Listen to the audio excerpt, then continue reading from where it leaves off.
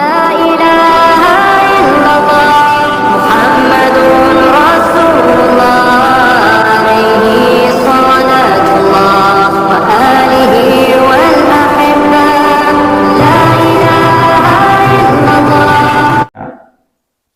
Yang berikutnya adalah min malika, yaitu kelak kita akan ditanya dari harta benda kita. Kelak kita akan ditanya harta benda kita. Pertanyaannya kalau harta benda ada dua. Dari mana kemudian engkau dapatkan dan untuk apakah engkau belanjakan? Dari mana engkau ulih, terus nang sampean engkau ngapa? Sementara kalau orang fakir yang menjadi ahli surga, dia pertama kali masuk ke dalam surga, dihisap apa nih? Gue. Maksudnya gue. Tatkala kemudian dia kembali dihisap, sehingga kemudian pada saat itu orang fakir itu berkata kepada malaikat, ya malaikat, kalau seandainya kemudian engkau menyuruh kami untuk menuju hisap, apa yang kami hisap? Apa kemudian yang kami dihisap? Kalau seandainya harta benda, kami tidak memiliki harta benda dulu di dunia. Sampai kira-kira dari harta benda di dunia, hisapnya ke orang. Wah, itu berarti yang penting lebih surga orang di situ apa itu ya. Iya kan? Berarti ini menunjukkan golongan orang-orang fakir yang kemudian dia bisa kemudian masuk ke dalam surga pertama kali. Kalimatnya adalah orang-orang yang fakir. Tatkala oleh malaikat kemudian disuruh untuk menuju hisab, kemudian dia berkata, wahai malaikat, atas landasan apakah kami kemudian dihisab? Kami tidak memiliki harta benda sedikit pun di dalam kehidupan dunia. Lantas kemudian apa yang hendak dihisap dari kami? Sampai ngesuk nek jawab gue malaikat.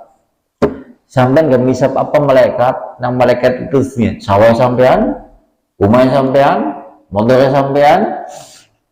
Kira-kira dek termasuk wong fakir itu. Berarti derek esi memungkinkan akeh sing dihisap. Wah. Mulane jenengan siki kon bersiap-siap sebelum dihisap teman-teman. Nek kepengin mlebu surga cepet. Golongan pertama sing mlebet teng surga. Sehingga dulu kan pernah menyinggung. Jenengan kalau suatu saat melihat sisi kehidupan dunia yang hari ini kemudian kita rasakan. Panjenengan masing-masing yang ada di masjid ini itu mungkin dia keluar di rumah membawa masalah-masalah dunia yang ada.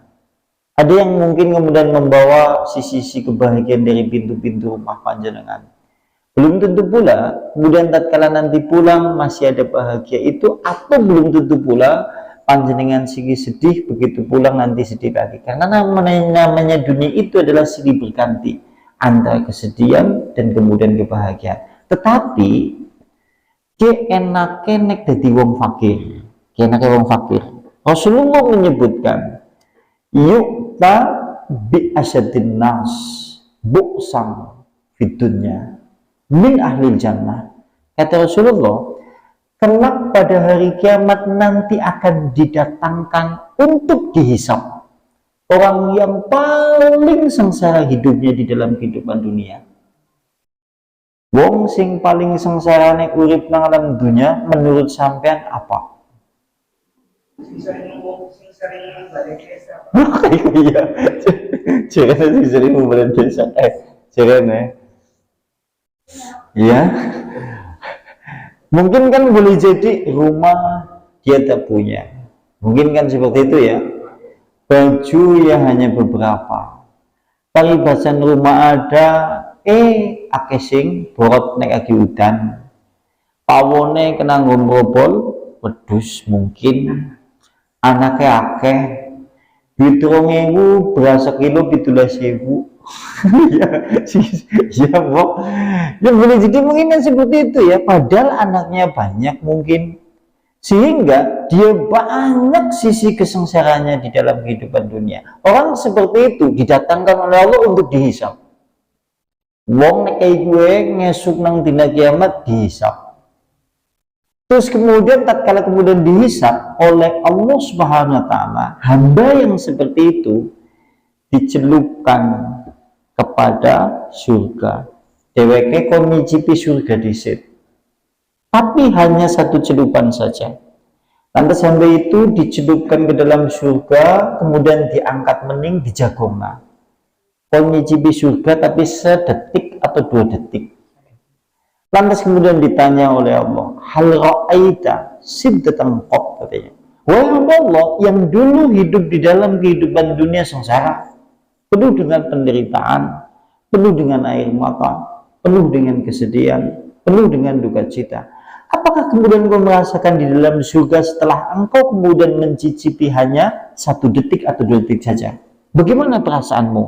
Lantas hamba itu kemudian berkata, demi Allah, wahai Allah, sungguh di dalam surga tidak ada sedikit pun kesedihan, tidak ada kesengsaraan, dan sungguh di dalamnya tidak ada sedikit pun air mata.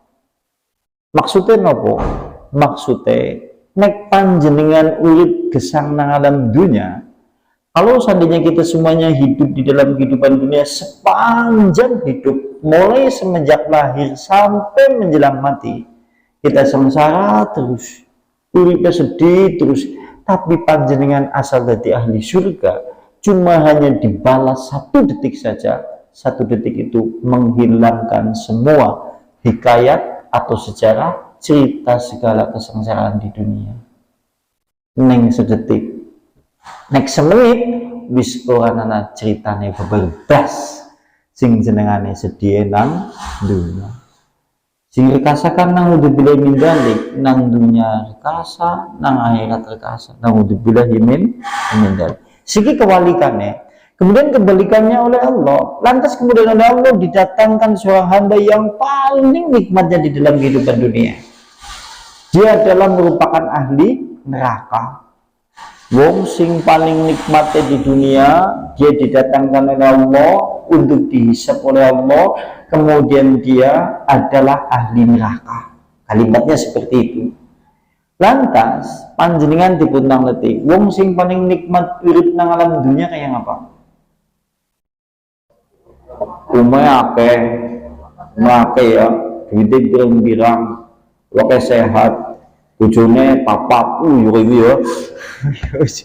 Anaknya sehat kabeh, kan ya duitnya mbak-mbak, ya mbok, nyalek dadi kan jarane kan nyalek dadi kan jarane. Pokoknya paling nikmat. Nah orang seperti itu, karena sisi kehidupan dunianya itu membuat dia lalai dari kehidupan akhirat, dia menjadi ahli neraka. Lantas dia dicelupkan di dalam neraka terlebih dahulu sebelum dimasukkan ke dalam neraka. Hanya 2 detik saja. Celup nang neraka, antas mening ditakoni, hal ra'aita khairum qab. Wahai Allah, apakah kemudian kau merasakan di dalam neraka yaitu satu kenikmatan, satu kebahagiaan? Apakah kemudian kau merasakan di dalam neraka itu adalah satu sisi-sisi kebahagiaan? Jawab hamba itu, demi Allah wahai Tuhanku, tidak demi Allah. Artinya apa? Artinya adalah 1 detik di neraka menghilangkan semua sisi kenikmatan, kebahagiaan, atau sisi kekayaan yang dirasakan oleh manusia yang ada di dalam kehidupan dunia. Jika kemudian itu hanya dibalas dengan 1 detik di dalam neraka. Namun itu tidak dimin. Sampai mending jadi wong sugih apa wong miskin? Jadi wong sugih tapi sing mlebu surga kabeh. Itu seperti itu. Kembali ke sini. Lantas kata hamba itu, bagaimana mungkin wahai malaikat, aku kemudian nanti kembali kepada hisab? Kata hamba itu seperti itu kepada malaikat. Sementara aku kemudian tidak memiliki harta benda dari harta benda dunia sedikit pun, dan aku tidak bisa memberi, dan juga aku sungguh tidak bisa kemudian menggenggam. Artinya kalimatnya orang menggenggam dan juga tidak bisa memberi. Maksudnya apa? termasuk ciri-ciri wong fakir sing mlebu surga di sidewek, di antaranya adalah dia tidak pernah memiliki harta benda lebih dari jumlah 3 hari. Angelo ya, telung dina orang nginep harta bendanya nang omah. Sebagaimana yang disebutkan di dalam hadis Nabi. Nabi kan merasa senang, mulanya Nabi adalah seorang nabi yang gaya hidupnya miskin. Nabi kalau menurut kesaksian dari istri-istrinya, harta bendanya itu tidak pernah menetap di rumahnya sampai telung dina. Nek dewek ATM BCA anak, ya sinang ngisor jarit, ngisor genting anak, iya kan jembok, iya kan jembok. Oh, ternyata abot ya lakonnya ya. Berarti orang-orang yang betul-betul masuk surga betul-betul pertama kali ini ternyata sungguh berat. Sekalipun kalau seandainya kemudian kita bisa melihat sejarah dalam sejarah Islam, apakah ada orang yang seperti itu? Banyak di zaman Nabi. Akhirnya zaman Nabi, zaman Bien. Oh, ini kalau di zaman Rasulullah. Nek zaman siga nangen. Dan berikutnya, wa ma kunna umara'u na'dilu wa najuru. Lantas apa pula? Apa alasanmu kemudian malaikat kemudian kami ini juga akan dihisap? Kami akan dihisap kenapa wahai malaikat?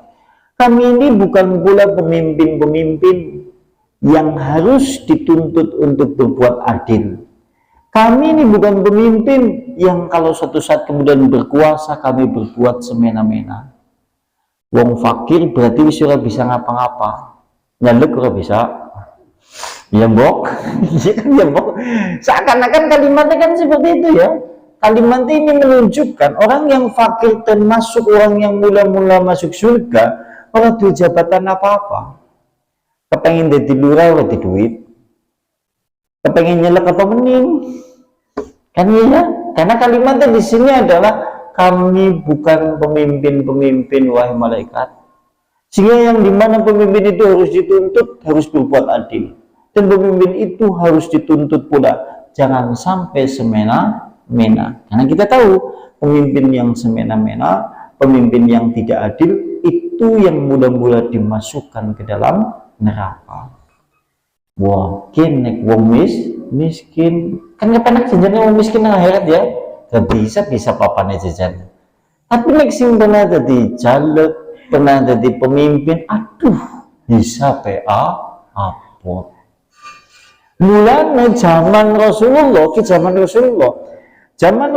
kalau dia kemudian diangkat menjadi pemimpin, ucapan yang mula-mula mereka ucapkan adalah inna lillahi wa inna ilaihi raji'un. Nek siki malah sujud syukur. Iya kan? Nek zaman ben inna lillahi wa inna ilaihi raji'un.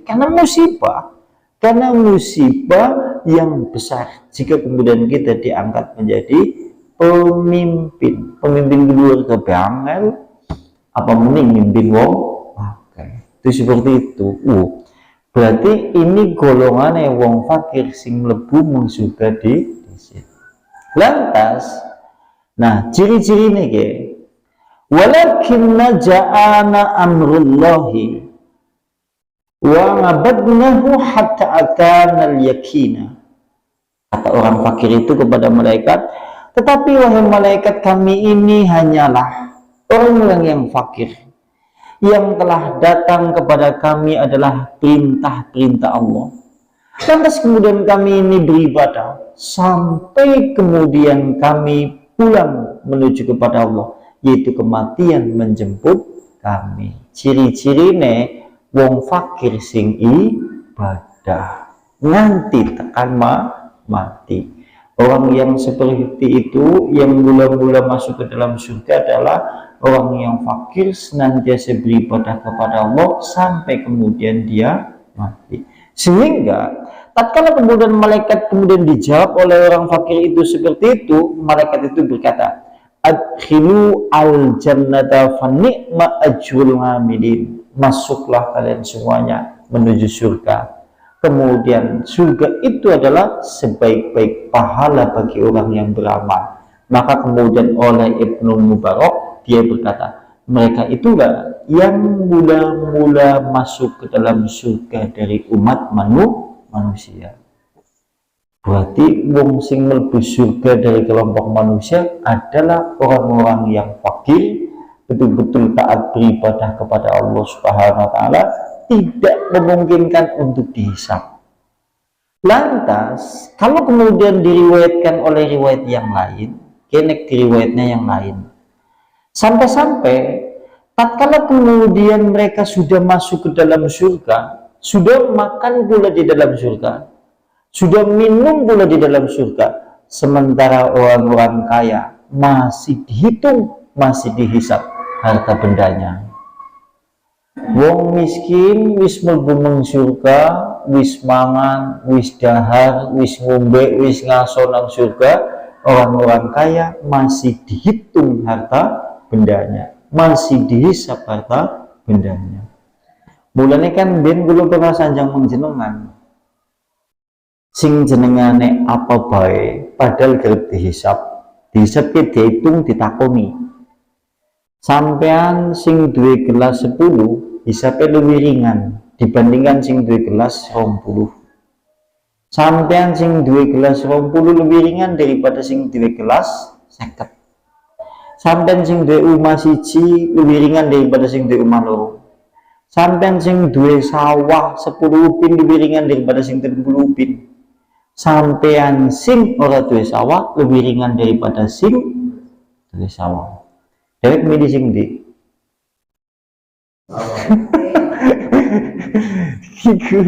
Ya itu kan gitu ya. Karena memang semakin banyak harta benda yang kita miliki, berarti semakin banyak hisabnya. Kelak pada yaumil kiamah. Jawab kepriwe jajan. Wah, ini waduh pasrah. Itu seperti itu. Ini hadis yang pertama yang diriwayatkan oleh Ibnu Mubarak. Dan sekarang hadis yang kedua, men merampung bab ini.